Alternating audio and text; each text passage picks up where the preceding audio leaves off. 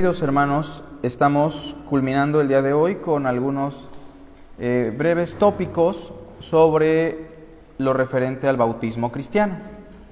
Ya dentro de 8 días vamos a darles una fecha para que todos podamos asistir a la confesión pública de fe de nuestros hermanos.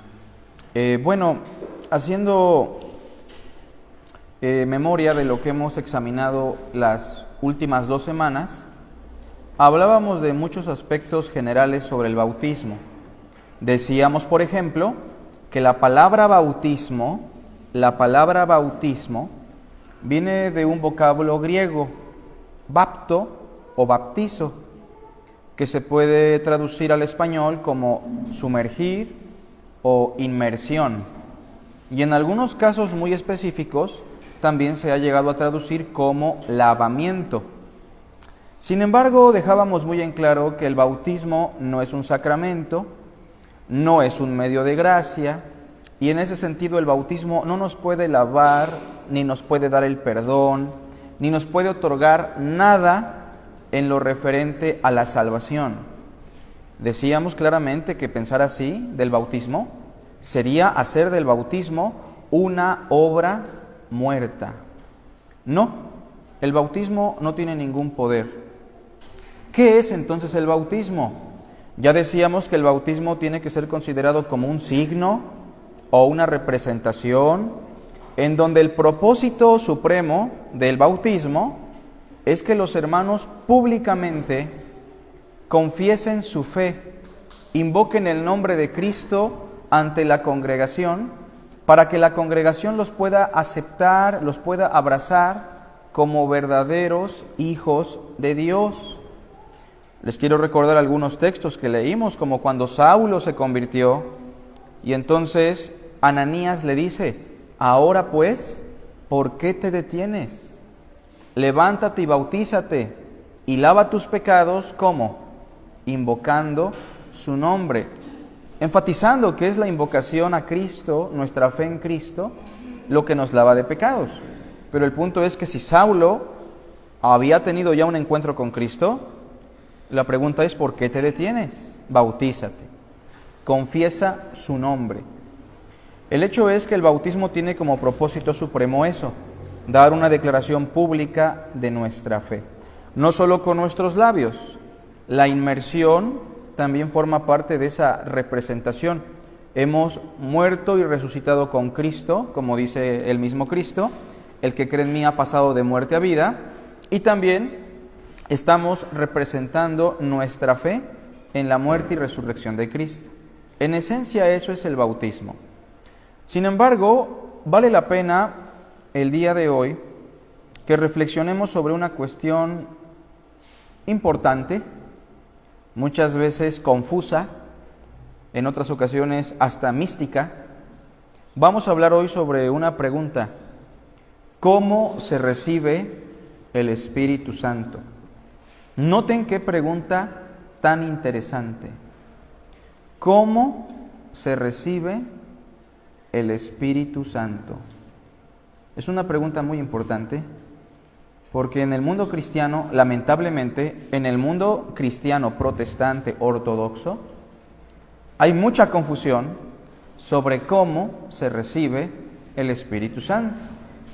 Y cuando tenemos la respuesta acertada, a veces también nos falta la base bíblica para poder responder a la pregunta de cómo se recibe el Espíritu Santo.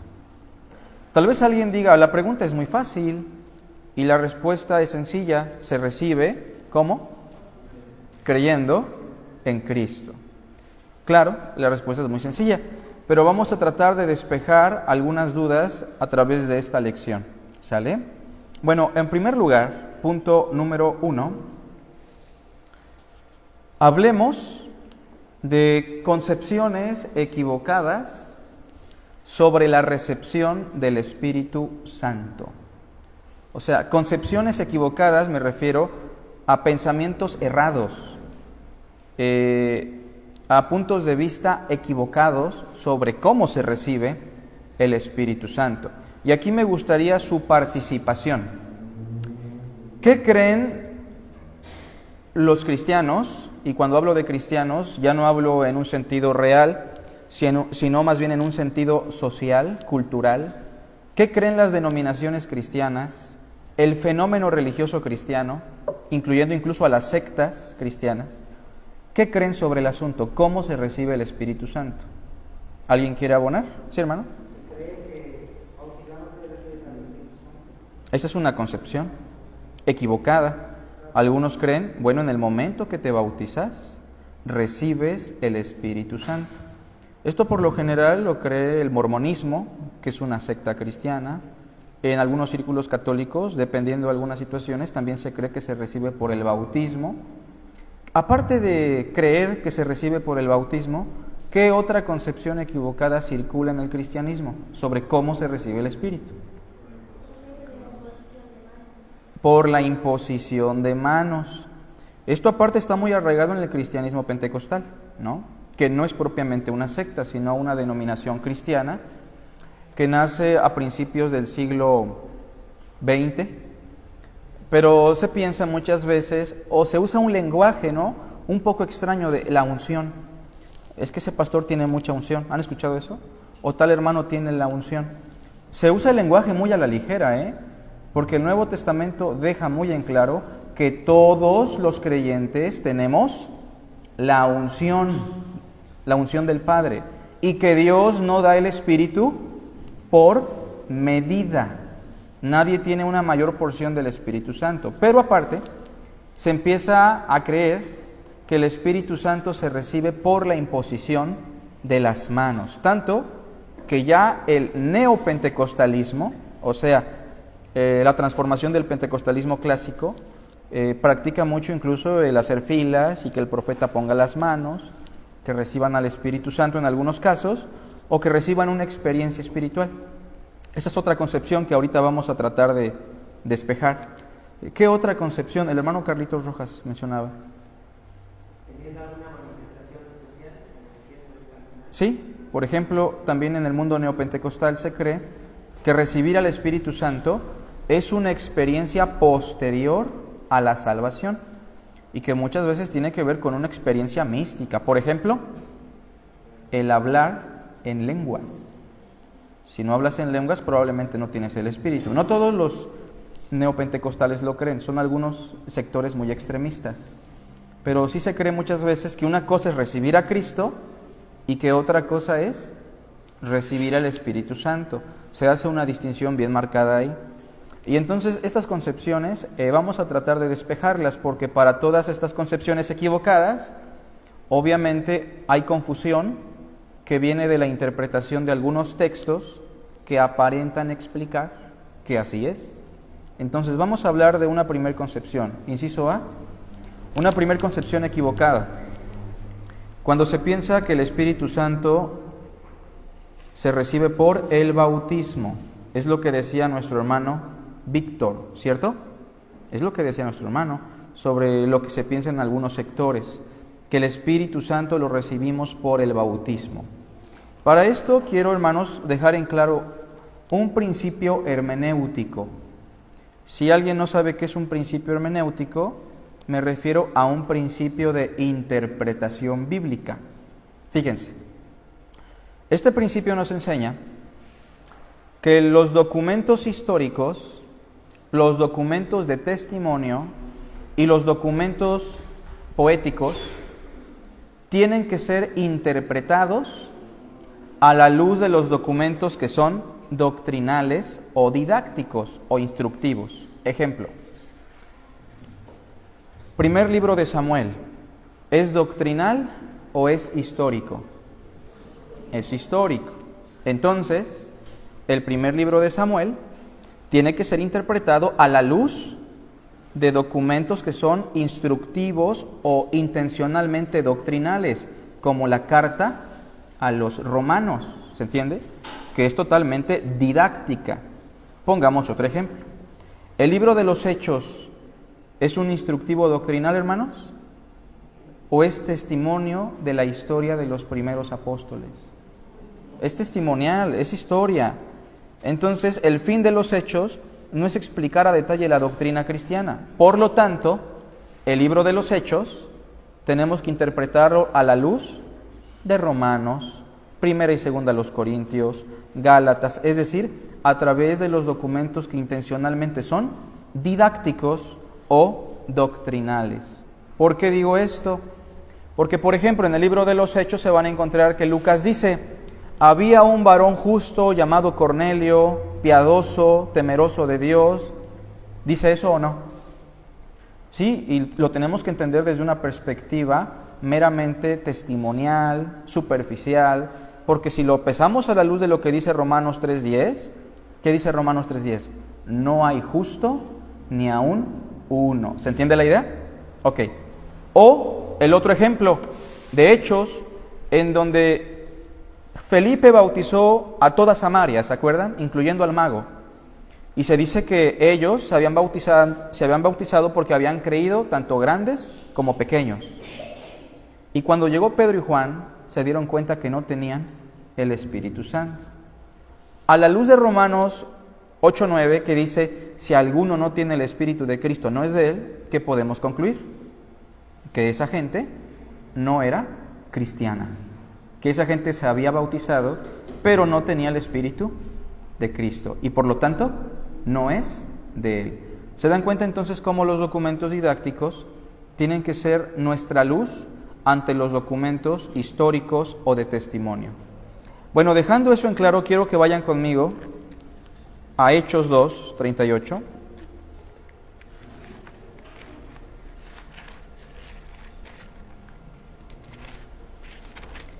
Y antes de leer el pasaje, me gustaría hacer la pregunta: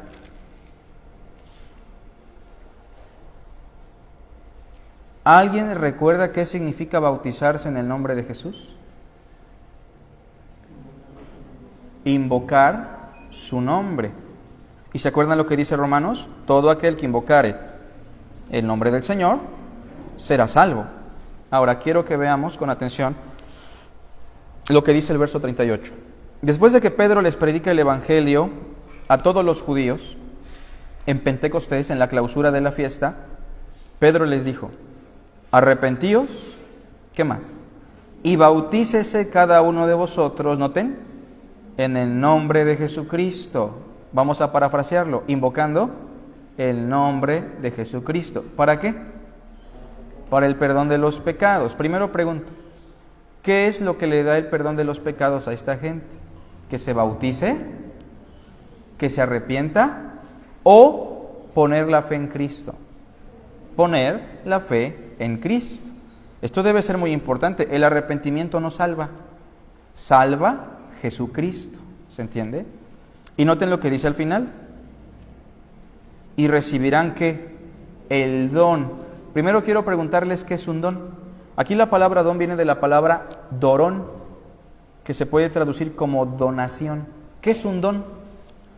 Un regalo. ¿Y qué hacemos para recibir un regalo, hermanos? Simplemente aceptarlo. Por eso, pensar que el Espíritu Santo se recibe por una obra o por el bautismo es quitarle la esencia de lo que significa ser don o donación. Porque el texto termina diciendo: y recibirán el don del Espíritu Santo. Cuando este versículo no se interpreta de la manera correcta, mucha gente en la apariencia percibe que el Espíritu Santo y el perdón de los pecados se recibe por medio del bautismo.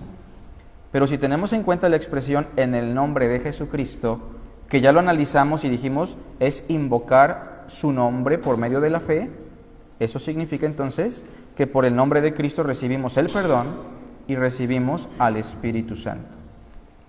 Bueno, ese es el primer error que encontramos en algunos círculos cristianos.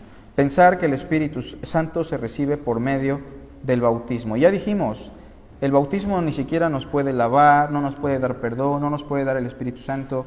En todo caso, lo único de lo que nos provee el bautismo, ¿de qué es? De un buen baño, ¿no? Y depende al río que vayamos.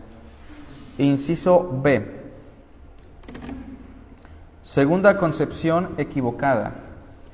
Cuando se piensa también que el Espíritu se recibe por la imposición ¿de qué? De manos. Primero, Debo dejar en claro que la imposición de manos era una práctica común en el judaísmo, como tenemos muchas prácticas judías que se heredaron al cristianismo o que traspasaron hasta el cristianismo. Algunas de las prácticas judías que son heredadas al cristianismo a la fecha es la imposición de manos, ¿qué otra cosa? El ayuno, ¿qué otra cosa? El concepto de sinagoga o congregación local, el diezmo en algunos casos, ¿no? Pero en este caso la imposición de manos era una práctica que se realizaba cuando se oraba por las personas. A veces se oraba por pequeñitos, como el caso de Cristo, ¿se acuerdan? Que oraba por los niños imponiéndole las manos. En otras ocasiones se oraba por los nuevos ministros, reconociéndolos con la imposición de manos. Y en otros casos se oraba por aquellos que simpatizaban con la fe, pero que no habían llegado a la fe. Y se les colocaban también las manos. Quiero que vayan conmigo a Hechos 8, a la historia de Felipe y el mago. Todos nos recordamos de esta situación, ¿o no? Capítulo 8, verso 14.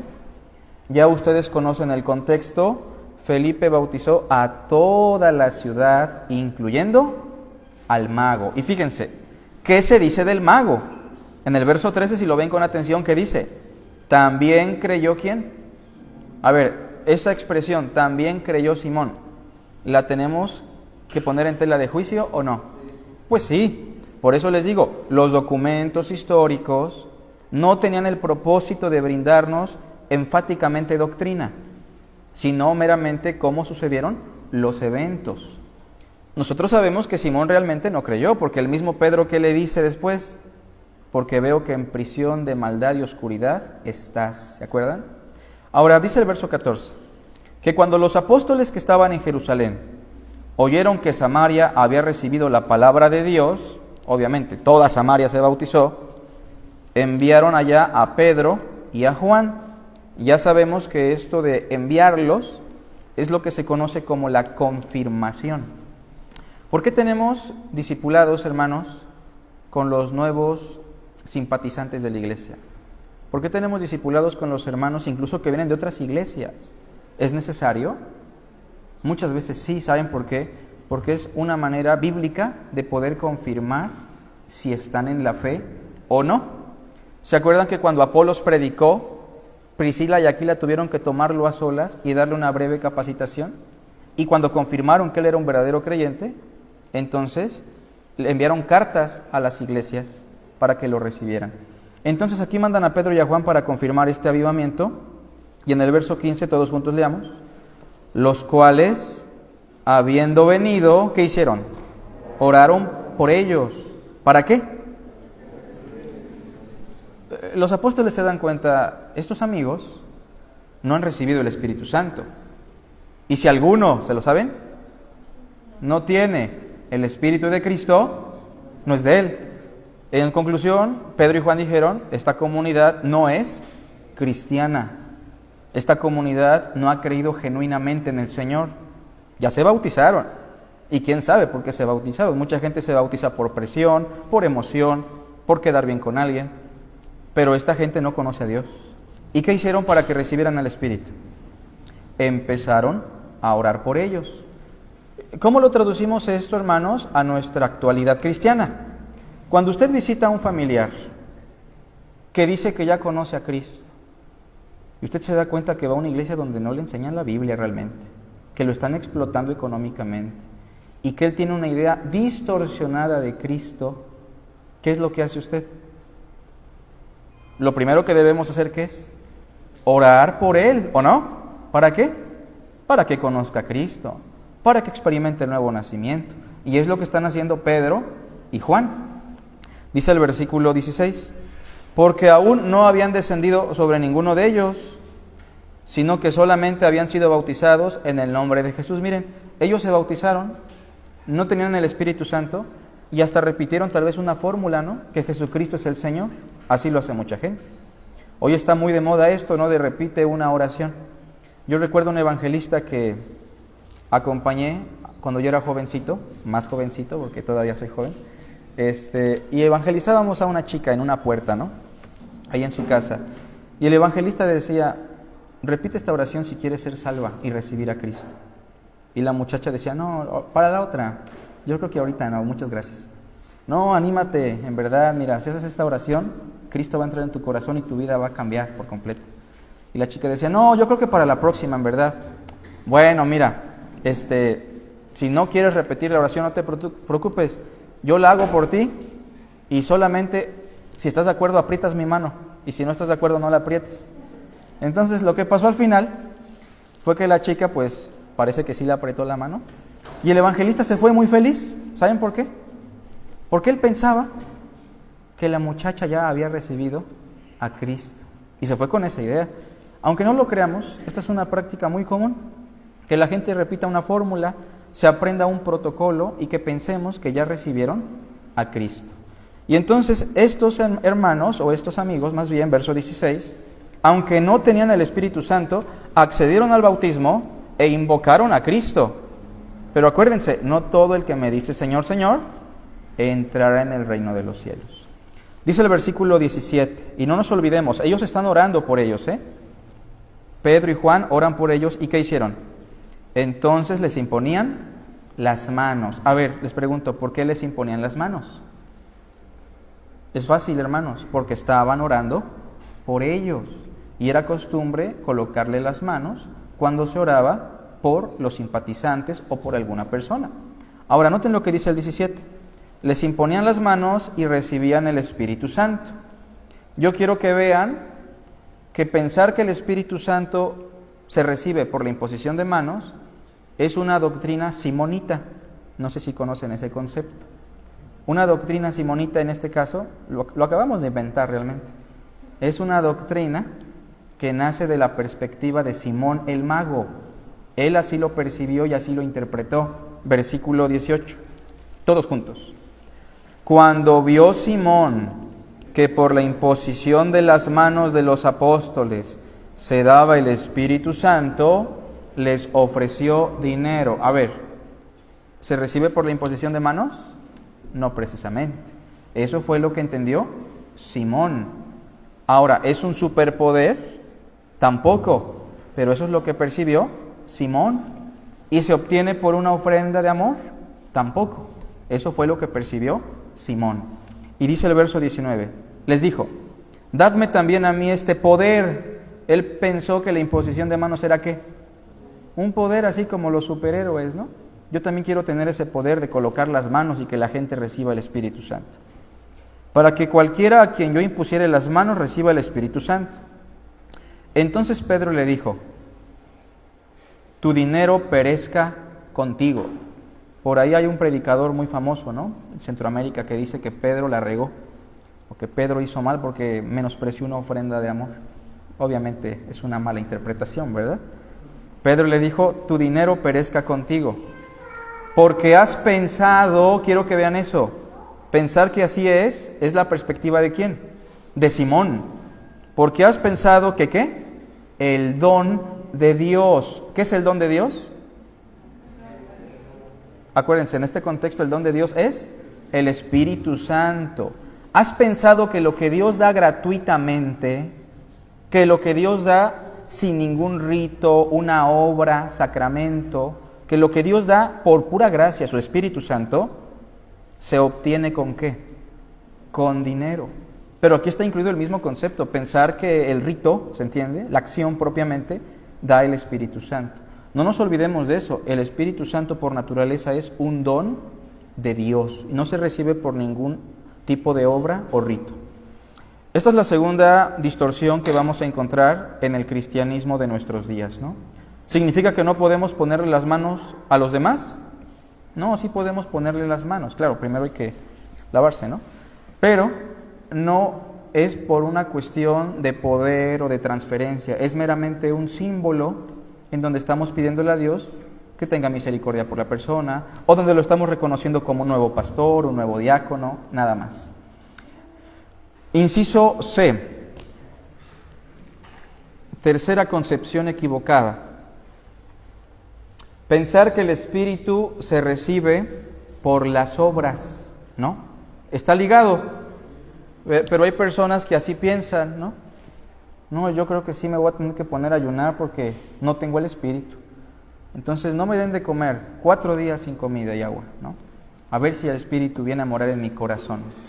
Hay algunas personas que piensan que por sus buenas acciones el Espíritu Santo va a venir a morar en ellos. Hay personas que pueden decir, no, yo el Espíritu Santo lo tengo desde chiquito. Diosito siempre ha estado conmigo, yo me he portado bien, soy un buen hombre, una buena mujer. No, a Dios no lo recibimos por nuestra bondad, por nuestras buenas acciones, por nuestro comportamiento. Y esto lo deja muy en claro Gálatas, ya es un documento didáctico, ya este es un documento doctrinal. Y este versículo destroza todos los otros conceptos equivocados que ya mencionamos. Gálatas 3, del verso 1 al 3, por favor.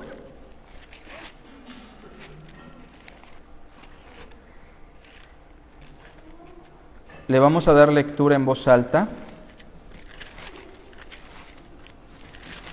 Dice así Gálatas 3, verso 1 al 3. Dice, oh Gálatas insensatos. Primero quiero que noten esa expresión. Oh Gálatas insensatos. ¿Sabían que esta es una expresión muy fuerte? Que se puede traducir con palabras muy, pero muy fuertes, Oh Gálatas torpes, ¿no? Por no usar una palabra más fuerte. La traducción Reina Valera trata de suavizarlo y dice, oh Gálatas insensatos. Mencionaba David, ¿no? Nuestro hermano David, que Gálatas, y con justa razón, es la única carta de Pablo que tiene un tono de enojo, de reclamo y decepción. Pablo está decepcionado de esta comunidad de cristianos y les dice, ¿quién os fascinó para no obedecer a la verdad? A vosotros ante cuyos ojos Jesucristo fue ya presentado claramente entre vosotros como crucificado. A ver, Gálatas, ¿quién los está engañando? ¿Quién los está distorsionando de la verdad? ¿Por qué son tan torpes, Gálatas? Es lo que está diciendo. Versículo 2. Vean. Esto solo quiero saber de vosotros, todos juntos. ¿Recibisteis el Espíritu por las obras de la ley o por el oír con fe? La pregunta es una pregunta retórica que ya contiene en sí misma la respuesta. Es decir, a ver, Gálatas, ¿se recibe el Espíritu por las obras de la ley o por el oír con fe? ¿Cuál es la respuesta, hermanos? Por el oír con fe. Eso es obvio. Versículo 3. Tan necios son, habiendo comenzado por el Espíritu, o sea, por el oír con fe y recibirlo así, van a acabar por la carne, o sea, van a acabar por sus esfuerzos, por sus obras, por sus ritos, ceremonias, es lo que está diciendo. Bueno, entonces ya descartamos que el Espíritu se recibe por el bautismo, o que se recibe por la imposición de manos, o que se recibe por nuestras obras, moral, ética, comportamiento, buena onda, lo que sea, así no se recibe. Inciso D, y terminamos con esta sección. Hay personas que piensan, como lo dijo Carlos Rojas, que el Espíritu se recibe como una experiencia posterior a nuestra salvación. En el mundo neopentecostal, muchas veces se piensa que una cosa es recibir a Cristo, repito, no todos, algunos piensan que una cosa es recibir a Cristo, pero para recibir al Espíritu sí necesitas estar en una comunión muy íntima con Dios, y en el momento que recibas el Espíritu Santo, cosas maravillosas van a pasar. Tal vez hablas en lenguas, ¿no? Tal vez empiezas a profetizar cosas futuras, tal vez caes en éxtasis o algo por el estilo. Eso es lo que muchas veces se cree, que recibir al Espíritu Santo es una experiencia posterior a recibir a Cristo Jesús. Pero yo quiero, hermanos, primero que veamos todos juntos Romanos 8, 9. Vamos a buscarlo. Y creo que en este pasaje podemos dejar en claro que cuando decimos recibir a Cristo, estamos diciendo lo mismo a recibir el Espíritu Santo. ¿Por qué? Porque es el Espíritu de Cristo al final de cuentas. Es la esencia de la divinidad. ¿Cómo dice el texto? ¿Lo tenemos todos? Dice, mas vosotros no vivís según la carne. ¿Saben qué significa eso? Ustedes no viven a partir de sus esfuerzos, ¿eh? Ustedes no viven a partir de sus obras. Ustedes no viven por su apariencia, exterioridad. No debe ser así. Los cristianos no vivimos así, vivimos por fe. Ustedes no viven según la carne, dice después, sino según el Espíritu. Si es que el Espíritu de Dios mora en vosotros. Y si alguno no tiene el Espíritu de Cristo, no es de él. Yo quiero que vean los títulos que se le dan al Espíritu. ¿Cómo se le llama? Espíritu a solas, ¿no? En el verso 9 ahí, la primera frase es Espíritu nada más. Después, Espíritu de Dios. Y por último, Espíritu de Cristo. ¿Son cosas distintas? No. Es el mismo Espíritu calificado con diferentes títulos o expresiones, como Espíritu Santo, Espíritu de verdad, Consolador, pero no son cosas distintas. Por lo tanto, pensar que es una experiencia posterior no tiene nada que ver con lo que se propone, ¿no? De hecho, me gustaría preguntar, ¿todos los cristianos tenemos el Espíritu Santo o no? Fíjense, todos los cristianos genuinos que han creído en Cristo de verdad, ¿todos tienen el Espíritu Santo? ¿Sí o no? ¿Sí, no?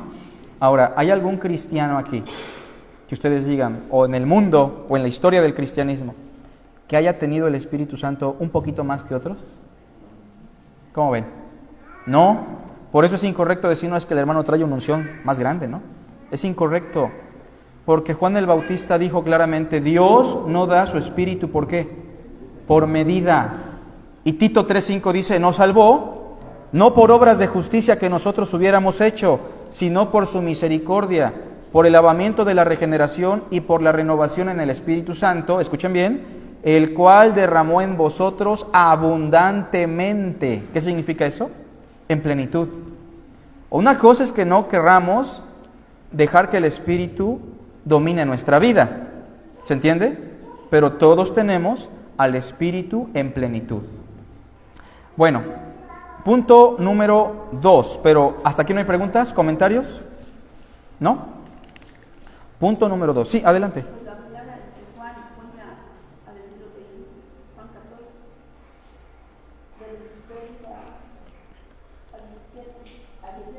Ok, lo pueden leer si quiere.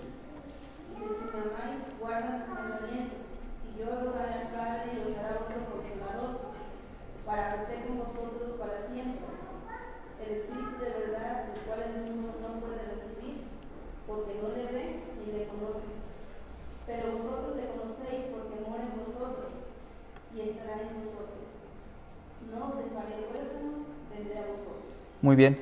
Sí, efectivamente, ese pasaje también habla de la presencia del Espíritu Santo en todos los creyentes, ¿no? Bueno, vamos al punto número 2, si no hay otra pregunta o comentario. Número 2, y esta es la respuesta a la pregunta, ¿no? ¿Cómo se recibe el Espíritu Santo? Punto número 2, el Espíritu se recibe por la fe en Cristo. ¿Se entiende? Se recibe por la fe en Cristo. Quiero preguntarles, cuando recibe al Espíritu Santo, ¿se siente algo? Es una pregunta importante, ¿no? ¿Se siente algo, hermanos? ¿Algún calorcito? ¿Algún mareo? ¿Alguna sensación? No, fíjense que no, Cristo dijo, el viento sopla de donde quiere, ¿y qué dice? Y oye su sonido. ¿Verdad que sí podemos escuchar al viento? Mas ni sabes de dónde viene, ni sabes a dónde va. Así es todo aquel que es nacido del Espíritu. ¿Qué significa eso? Que podemos sentir los efectos del viento, ¿sí o no? Y lo podemos escuchar. Cuando una persona recibe al Espíritu Santo, nosotros podemos ver una transformación, pero realmente no sabemos cómo es que el Espíritu Santo está operando o transformando a esa persona. Pero más allá de sentir algo, hermanos, cuando recibimos el Espíritu Santo percibimos un cambio en nuestra vida. No tiene que ver con sensaciones, tiene que ver con un cambio de naturaleza. De repente usted dice, caray, ¿y por qué tantas ganas por leer la Biblia? ¿No? ¿Por qué tantas ganas de responder preguntas que no entiendo? ¿Por qué tantas ganas de perdonar, de portarme bien, ¿no? De servir al prójimo? ¿por qué tanta inclinación a la oración? ¿Por qué tanto apego ahora a las cosas del reino de Dios? Porque aunque usted no sienta propiamente sensaciones, hay una transformación que se da, una nueva criatura es. Y yo quiero que vean aquí unos pasajes que nos explican cómo se recibe el Espíritu Santo. Juan 7, 37 al 39.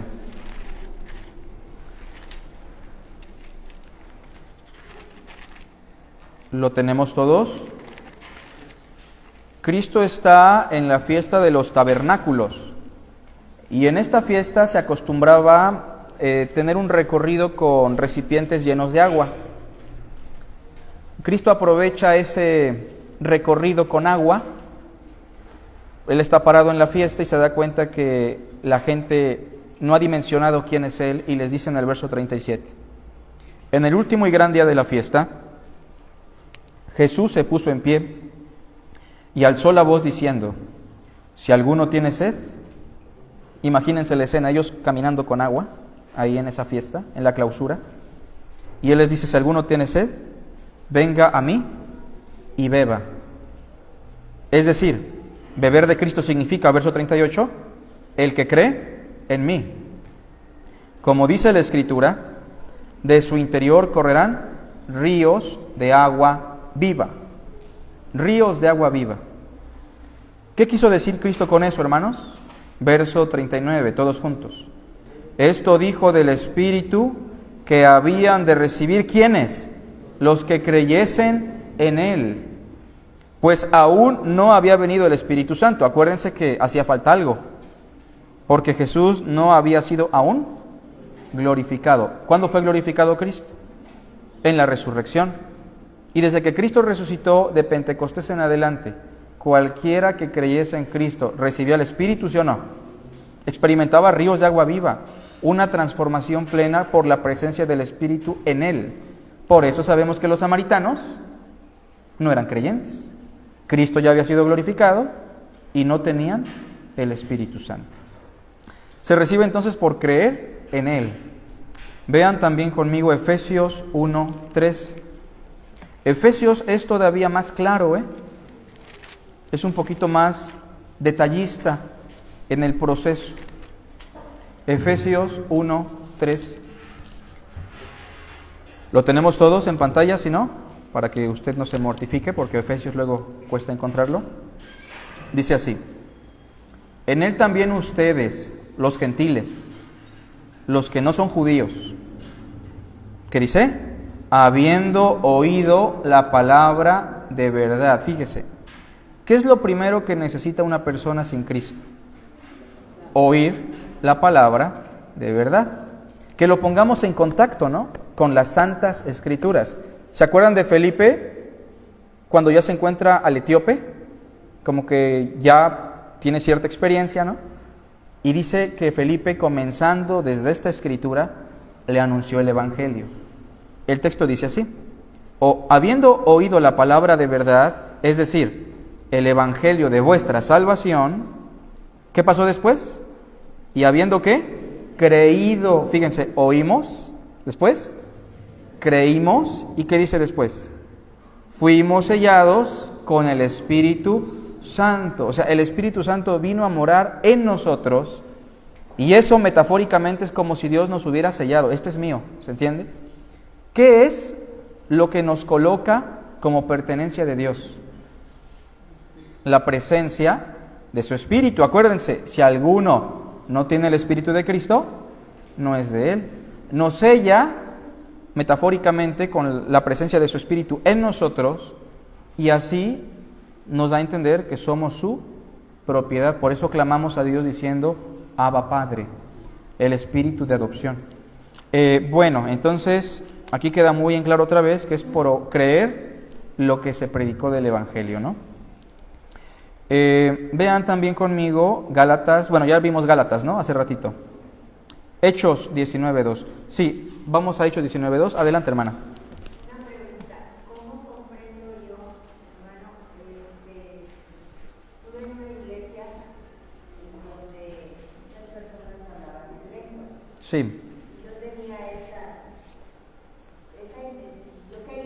Sí, claro. Me hacían pasar al frente y me decían, si el espíritu no te toca, nunca vas a hablar. Entonces, pues yo salía triste porque nunca pude, ¿no? Ajá. Si no te caes es porque el espíritu no. Si no lloras es porque el espíritu no está, entonces pues tú andas así como que sin el espíritu, entonces yo pues todo el tiempo andaba triste. Ok. ¿Cómo me explica eso? De esas personas que hablan, de esas personas que se caen, de esas personas que lloran. Ujú. Bueno, ¿quiere una respuesta corta, hermana? Yo diría que es circo, maroma y teatro. O sea, en esencia, ¿no? Hay personas que con mucha sinceridad, como usted, bajo la presión de grupo de no hablar en lenguas, no caer al suelo o no experimentar lo que el otro grupo sí experimenta, por la presión tienen que llegar al punto de la simulación también. No sé si les platicaba que en una ocasión yo tengo una amiga ya, una señora grande, que siempre me invitaba a comer o a cenar, una vecina.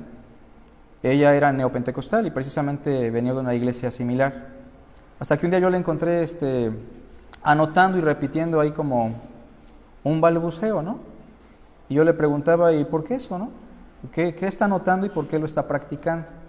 Y lo que me decía era, no, es que ya quiero hablar en lenguas y como el espíritu no me toca, pues ya estoy aquí programando, ¿no?, mi discurso. Entonces, en esencia yo diría, hermana, que sí, en la mayoría de los casos es circo, maroma y teatro. O sea, el Espíritu Santo no se manifiesta propiamente en eso. O sea, sí llega a pasar, ahorita lo vamos a explicar un poquito, pero hemos dicho enfáticamente que la mayor manifestación de que usted tiene el Espíritu Santo, ¿cuál es, hermanos? Fíjense, la manifestación suprema es el amor. La Biblia dice, el fruto del Espíritu es amor, gozo, paz. Cuando usted ve a mi hermano Rosendo, a la hermana Mari, al hermano Víctor, que son amorosos, humildes, pacientes, usted puede decir, en esa persona se está manifestando el Espíritu Santo.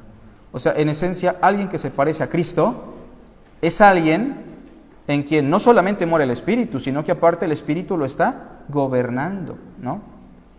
Y por otra parte, cuando se hablaba en lenguas en el Nuevo Testamento, hay tres cosas a enfatizar. Número uno, eran idiomas entendibles y existentes en nuestro mundo. Regularmente, cuando en el neopentecostalismo se dice hablar en lenguas, son meramente balbuceos y cosas extrañas. Nada tiene que ver con un idioma existente. Lo segundo es que el don de lenguas se dio en algunos hermanos porque había un contexto profético en Isaías, en donde se le dijo a los judíos que en algún momento gente pagana, que no era judía, hablaría las maravillas de Dios en otras lenguas. De manera que cada vez que se habló en lenguas, había judíos presentes que testificaban esa maravilla, ese milagro. O sea, no es tan fácil entenderlo ahorita, hermana, por el tiempo, pero en esencia yo le diría eso, y que si dejamos que el Espíritu nos gobierne, su manifestación siempre va a ser el amor. También Pablo dice, procuren los dones mejores, mas yo les muestro un camino más excelente. Y dice, si yo hablase en lenguas humanas y angélicas, es una expresión hipotética, ¿no? Si eso llegase a pasar, y no tengo amor, nada soy. Si tuviese todo el conocimiento, profecía, fe, de tal manera que me traslado en los montes y no tengo amor, de nada me sirve. Entonces la manifestación suprema del Espíritu Santo siempre será el amor. Y que el Espíritu Santo es un espíritu de amor y de dominio propio. O sea, el Espíritu Santo nunca la va a tirar al piso, hermana. En todo caso, el Espíritu Santo la va a levantar de la depresión, de situaciones trágicas, ¿no? En ningún momento el Espíritu Santo le va a dar algo que tenga que ver con el desorden.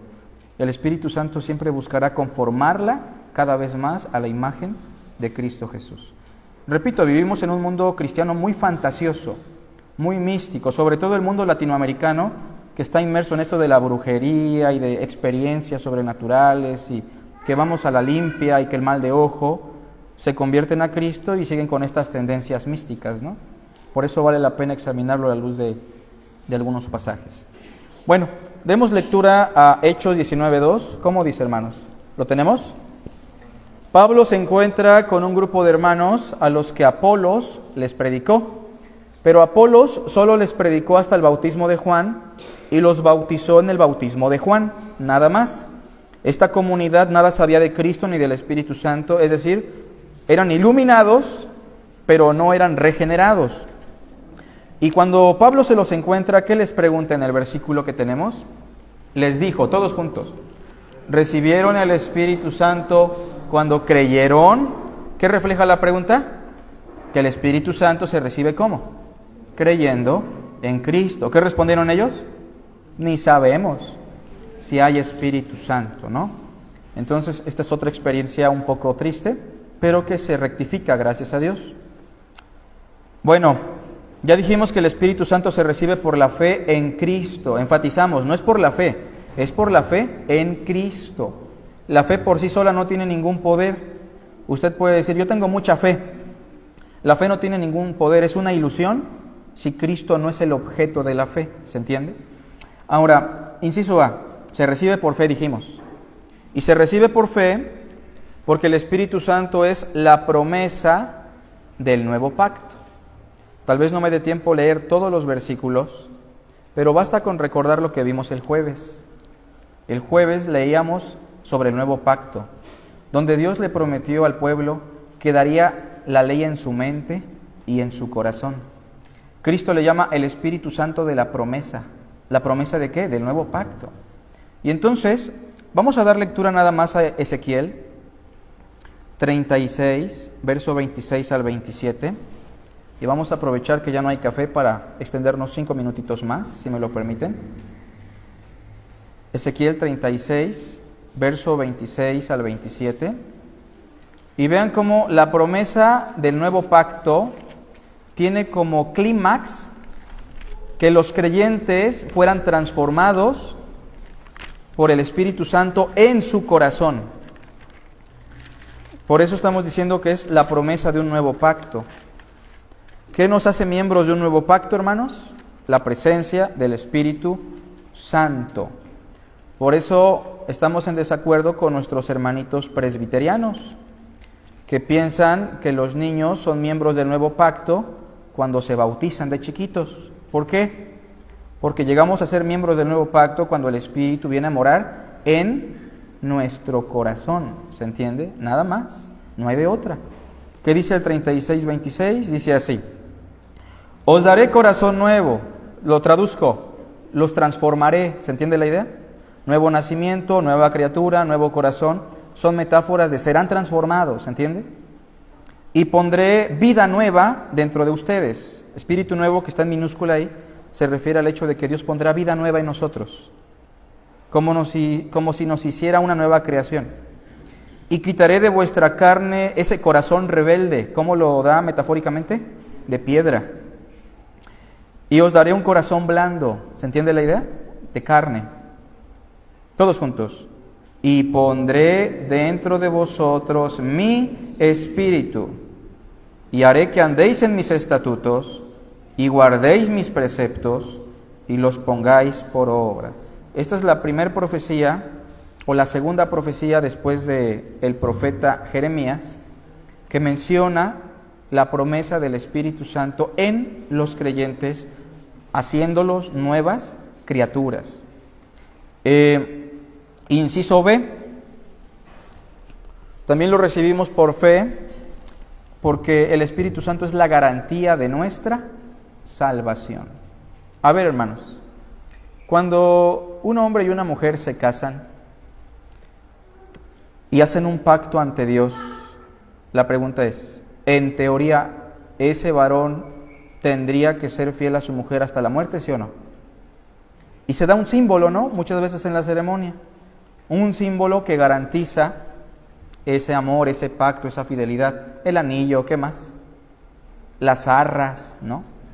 Y entonces, entiéndase que una metáfora para hablar de nuestra salvación es el matrimonio. Que nosotros estamos desposados con Cristo. Que Cristo ha hecho un nuevo pacto con nosotros para darnos salvación. Y metafóricamente, como un marido ha prometido regresar. A eso se le conoce como las bodas del Cordero, ¿no? Como nuestra unión plena con Él. Pero ¿saben qué? Cristo nos dejó una garantía. de que Él va a cumplir su promesa de que nuestra salvación llegará a su plenitud. ¿Cuál es esa garantía? El Espíritu Santo en nosotros. Vean Efesios, por favor, 1, 13 y 14. Dice así: en Él también vosotros, habiendo oído la palabra de verdad, el evangelio de vuestra salvación, lo pueden ver en pantalla, y habiendo creído en Él, fuisteis sellados con el Espíritu Santo de la promesa. ¿Qué dice el 14, hermanos? Que es que la palabra griega arras se traduce al español literalmente como una prenda de garantía. ¿Se entiende? ¿Qué es el Espíritu Santo? Una prenda de garantía. Es la garantía de que si Cristo ya nos salvó, nos justificó, tenemos segurísima nuestra resurrección, nuestra glorificación. Por eso enfatizamos que la salvación no se puede perder. No depende de nuestra promesa a Dios de que le voy a echar ganas. Depende de lo que Cristo hizo y de lo que Él se comprometió. Y fiel es el que prometió, dice la Biblia. Por eso la salvación es segura, es eterna. Y terminamos, hermanos. Punto número 3.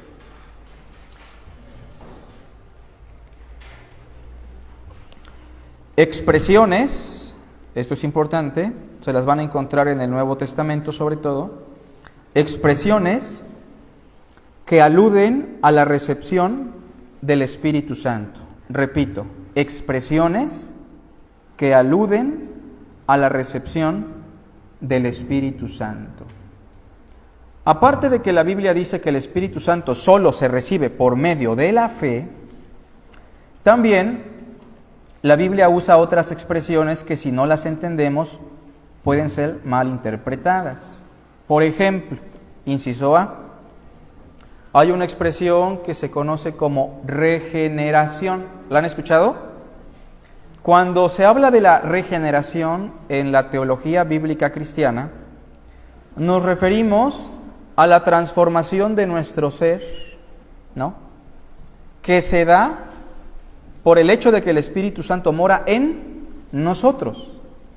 Lamentablemente hay puntos de vista que distorsionan esta realidad. Por ejemplo, en el mundo reformado, aunque es un poco sonado, se cree muchas veces que primero somos regenerados, que después creemos y el Espíritu viene a morar en nosotros.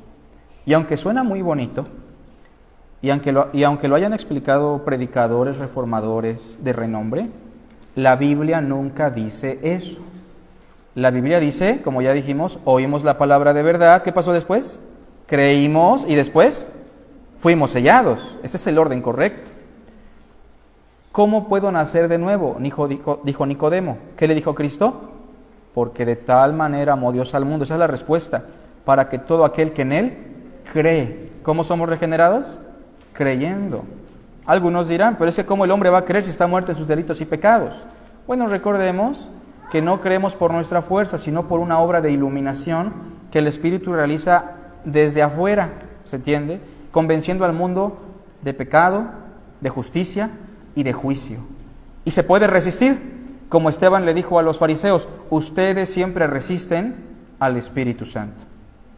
Pero bueno, la regeneración en la Biblia se explica muchas veces con metáforas. Una es nuevo corazón, que ya la vimos en Ezequiel. Otra, nuevo nacimiento. Otra, el que está en Cristo, nueva criatura es. Otra, el que cree en mí ha pasado de muerte a vida. Pero todas estas son metáforas que apuntan a regeneración. La palabra regeneración es la palabra griega palingenesia, que significa hacer nuevo otra vez. ¿Se entiende la idea? Y hay un texto ahí en Tito 3, 5 al 7, con eso vamos a terminar este inciso. Tito 3, 5 al 7. Adelante, hermanos, donde gusten. Que nos dice de la siguiente manera. ¿Lo tenemos todos? Tito 3, 5 al 7. Dice, nos salvó, todos juntos, no por obras de justicia que nosotros hubiéramos hecho, sino por su misericordia, por el lavamiento de la regeneración y por la renovación en el Espíritu Santo. O sea, nos salvó no por nuestras obras, eso incluye el bautismo, imposición de manos y otras cosas, sino porque Dios es misericordioso, porque Dios se identifica con la miseria del hombre y lo hizo lavándonos, es una expresión figurada que alude a nuestra purificación, a nuestro perdón, pero nos lavó ¿por medio de qué? De la regeneración, por medio de una transformación, ¿se entiende? Por medio de hacernos nuevas criaturas y renovándonos por medio de qué, hermanos? Del Espíritu Santo. No se preocupe si no habla en lenguas, no se preocupe si no cae al piso, no se preocupe si no se emociona cuando predica el hermano o cuando está en las alabanzas. Preocúpese cuando usted no se parece a Cristo, porque eso sí es grave, hermano, ¿se entiende? No estoy diciendo que no sintamos nada, somos seres emocionales, pero estoy diciendo, no le demos al Espíritu Santo una obra secundaria cuando la obra principal es ser como Cristo Jesús. Y dice el versículo 6, el cual derramó en nosotros ¿cómo? Abundantemente por Jesucristo nuestro Salvador. Y termino, hermanos, inciso B. Aparte de regeneración, que es una frase que se entiende como recibir al Espíritu Santo, la segunda expresión sinónima es el bautismo en el Espíritu Santo. Ahorita vamos a demostrar por unos pasajes que ser bautizado en el Espíritu Santo es una expresión que alude a recibir el Espíritu Santo. En algunos círculos cristianos se cree que una cosa es recibir el Espíritu Santo, pero el bautismo en el Espíritu Santo es una experiencia posterior. Yo voy a demostrar ahorita que no es así. Primero vayamos, hermanos, a 1 Corintios, capítulo 12. Ahorita les doy el texto. Pero les quiero hacer una pregunta, hermanos. ¿Todos los cristianos ya fueron bautizados con el Espíritu Santo? O sea, todos los cristianos, todos los creyentes genuinos, ¿ya fueron bautizados en el Espíritu Santo? ¿Sí o no? ¿Cómo ven? Vamos a ver, ¿no? Porque en algunos círculos se cree que no. Ya recibiste el Espíritu, pero cuando eres bautizado con el Espíritu eres investido de poder, de cosas maravillosas. Suena bien, ¿no? Digo, no se dice nada malo, pero no es así. Ser bautizados en el Espíritu Santo es lo mismo a ser salvos, a recibir a Cristo, a recibir el Espíritu. ¿Qué dice 1 Corintios 12? Versículo 13. Fíjense, aquí Pablo está corrigiendo a una iglesia que estaba un poquito desordenada, si la conocen, ¿verdad? La primera, los Corintios. ¿Y qué les dice? Todos juntos, el 13. Porque por un solo Espíritu fuimos todos bautizados. Hasta ahí. ¿Todos fuimos bautizados por el Espíritu, hermanos? ¿Sí o no? Dice que sí. ¿Qué dice la parte final? La parte final, la finalita dice, y a todos se nos dio a beber de un mismo. O sea, son expresiones metafóricas. Ser bautizado en el Espíritu, beber del Espíritu, es lo mismo a qué? A recibir el Espíritu. Y dice el versículo 13, vean, no importa si son judíos o griegos, no importa si son esclavos o libres. A ver, hermanos, ¿quién es el ungido de esta iglesia? ¿Quién es el ungido de esta iglesia? Todos los cristianos, todos tenemos el Espíritu. Es una aberración decir, ya llegó el ungido. Dejemos ese lenguaje, no es correcto. Todos tenemos el Espíritu Santo si hemos creído en Cristo. Y repito, Dios no da el Espíritu por medida. Por último, vamos a un texto histórico en Hechos 10. Y vean lo que dice el capítulo 10, por favor.